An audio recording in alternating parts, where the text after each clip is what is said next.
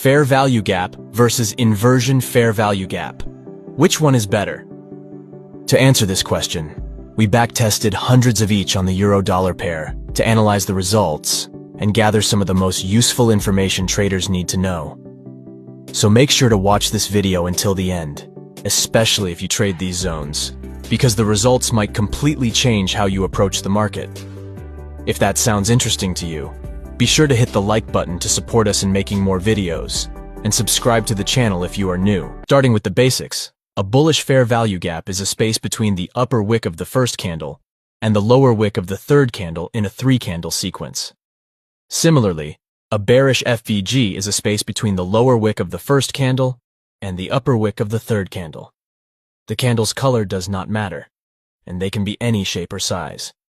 The psychology behind a bullish FVG is that it shows a buy-side imbalance, where buying pressure strongly outweighs selling pressure, causing this gap in price movement. Traders often see this gap as an area of interest and use it as a demand zone to go long. The same concept applies to the bearish scenario. When price returns to a bearish fair value gap, traders expect a reaction and treat it as a supply area. Now, what is an inversion fair value gap? An inversion or inversed FVG is a failed fair value gap that gets disrespected by the market. For example, here we have a bullish imbalance that caused this gap. When price pulls back to this area, we expect a rejection to the upside. However, the next candles close below the FVG, completely disrespecting it, which creates an inversion. Now, what's the psychology behind the inversion FVG? The formation of an inversion fair value gap is one of the early signs of shifting momentum in the market. It shows that the side that created the imbalance lost control. This sudden shift in momentum signals a possible reversal. From basic price action, we know that after a breakout, support turns into resistance, and vice versa. Same thing applies to fair value gaps as well. When a bullish fair value gap that used to be our demand area breaks to the downside, it turns into a supply zone. So now we can anticipate a rejection from the inversion FVG to the downside. Now, how do we know whether a fair value gap is going to hold or turn into an inversion? What we want to see when trading fair value gaps is price coming in and respecting the midpoint area, and then we anticipate a move higher. If instead, price comes in and violates this area, then we can anticipate price moving lower, closing below the fair value gap and creating an inversion. You can mark the midpoint by applying the retracement tool from this low to this high and using the 50% level. Now, here's an important point.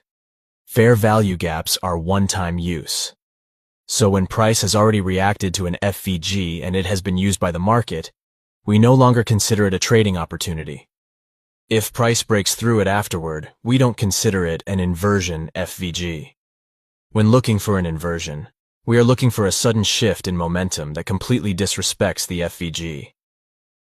Now we reach the question, fair value gap or inversion fair value gap? Which one is better? The reality is, neither is better than the other. Both can be highly profitable when used in the right conditions. They are different setups with their own strengths and limitations, as summarized in this chart. The inversion has the nature of a reversal trading setup, while the standard FVG is more of a trend continuation strategy. That's why inversion setups usually have higher risk-to-reward potential. However, fair value gaps occur occasionally on the chart, while finding a clear inversion FVG trading setup can be difficult. Also, once you have spotted an inversion fair value gap that meets your criteria, you normally do not need confirmation. With all that said, through our back testing, we have found that certain conditions are required for fair value gaps and inversions to work effectively, which we are about to break down next. In this part of the video, we will explain two of the best setups for reversals and continuations using standard and inversion FVGs, which performed really well in our back testing. It is also a good time to mention that for this video, we will be using the Price Action Toolkit indicator to automatically mark FVGs and inversions on the chart. If you're interested in trying this indicator, check the link in the description. It comes with a 30-day money-back guarantee, so you can cancel if you decide it is not for you. Now let's start with the inversion fair value gap trading strategy. But before we get into it, let's make something clear. Trading inversion fair value gaps on their own is a mistake, and the reason is simple. Inversion FVGs are reversal signals, and when they appear in the middle of nowhere, they are not strong signals.